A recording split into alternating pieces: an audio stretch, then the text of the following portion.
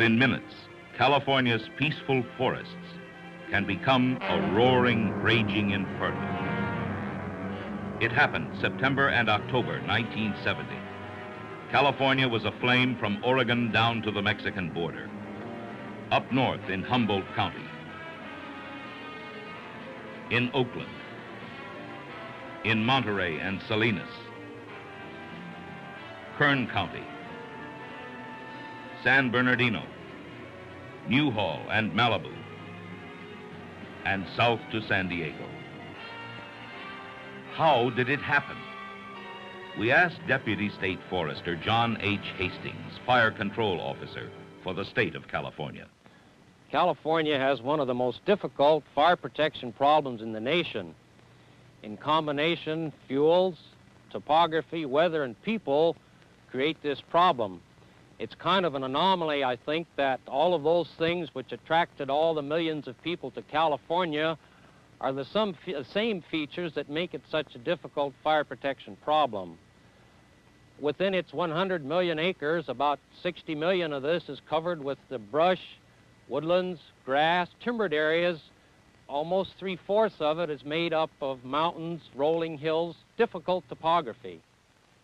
We don't really get too much rain, say from the months of May to November. Temperatures are high, fuel moistures are low. In the fall months, particularly in Southern California, we have the so-called Santa Ana or Santana or devil winds. And then we have people. For the about 15 or almost 20 years after World War II, people were coming into California at the rate of almost 500,000 a year. They're attracted to California's wildland areas. They move into this area. They present a terrific risk to the flammable vegetation during the fire season period.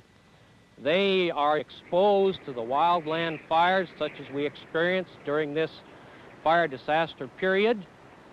And they have had substantial impact upon our strategic and tactical capabilities to fight fire. I guess somebody has said that we're fighting fire on its own ground now rather than ours. We think we've lost some advantages of time and place.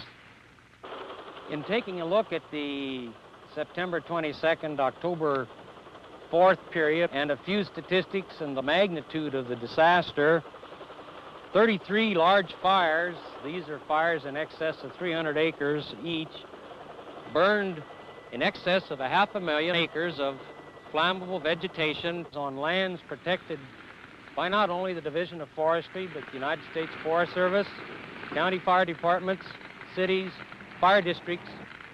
14 lives were lost, including 5 fatalities in the United States Forest Service helicopter crash. At least 800 homes were lost and 200 additional structures destroyed. Substantial losses in the area of timber, watershed, range, and other intangible values on California's wildlands. You should realize that a fire protection system is made up of a variety of components and different types of resources that fight fire. We have what we call our ground attack capability, and this is people on fire trucks and bulldozers. We have air attack. This is contract air tankers and helicopters.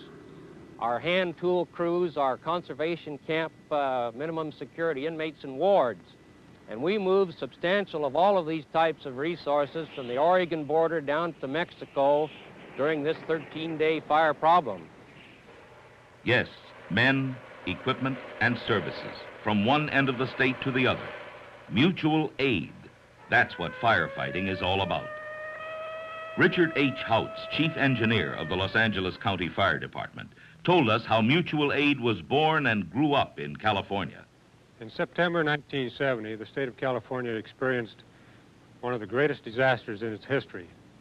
Fires were occurring from the northernmost boundaries to San Diego County. Within a half an hour after the start of these fires, all available equipment in Los Angeles County was committed on the fires. Now, this plan did not just happen. In 1930, in the state of California, a mutual aid concept was born. We have had fires where, within the county itself, it would be impossible to handle a conflagration of the size that occurred and the magnitude without mutual aid. And this is the basis on which mutual aid was formed. Now, we have gone far beyond this concept in the 1970s. At this time, the state of California has a mutual aid pact and a mutual aid concept embracing every jurisdiction within the state. Under the mutual aid concept, the state is divided into 6 regions. There are available over 11,000 separate subdivisions or fire departments having men and equipment for mutual aid usage. These are day-to-day mutual aid pacts wherein one department having a fire beyond its capabilities can automatically have a response from another city.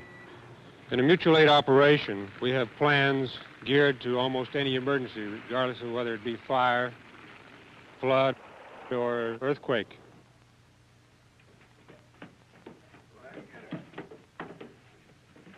I think that the fire service in general throughout the United States can take a lesson from what we have done in California.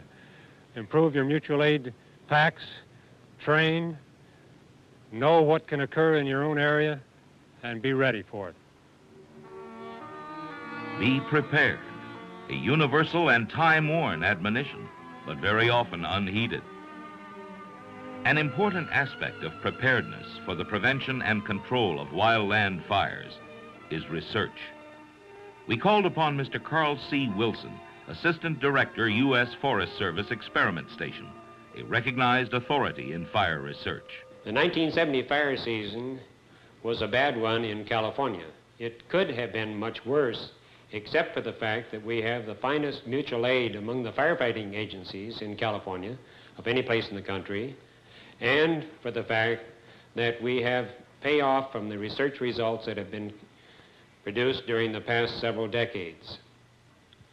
In our fire meteorology project, we're trying to find out more about the atmosphere, which affects the way fires burn.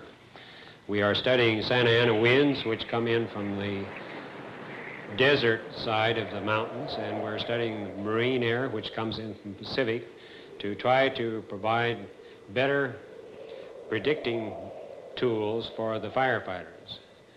We have learned information about the use of helicopters and aircraft in fighting fires.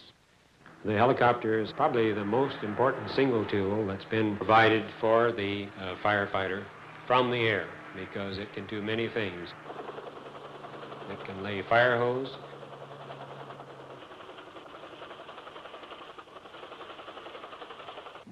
It can deliver men to the important parts of the fire line.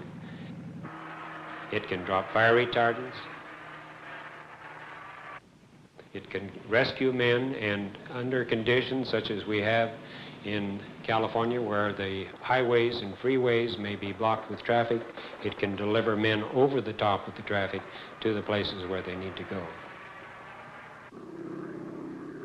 Air tankers, fixed-wing aircraft are used to cascade fire retardants, which we help develop, to the ground to help retard the spread of fires. In fire behavior, we're trying to learn as much as we can about the fuels, because without fuels, you can't have a fire. So we are finding out how the fuels react to different moisture conditions. And finally, a fuel break concept has been developed here in the research organization with the active participation of the forest fire agencies. The fuel break is an area of fuel which has been modified so that it has less intensity when it burns than when the native chaparral burns. We are studying fuels that can be introduced into California that will be less hazardous in terms of flammability than those that are presently growing here. Some of the examples are the salt bushes that have a high ash content and burn slowly. And we're also studying the creeping sage, which is a native California plant, which grows very close to the ground and is much less hazardous than the chaparral species that grow here. These tools were developed over the past 17 years by the forestry agencies in California.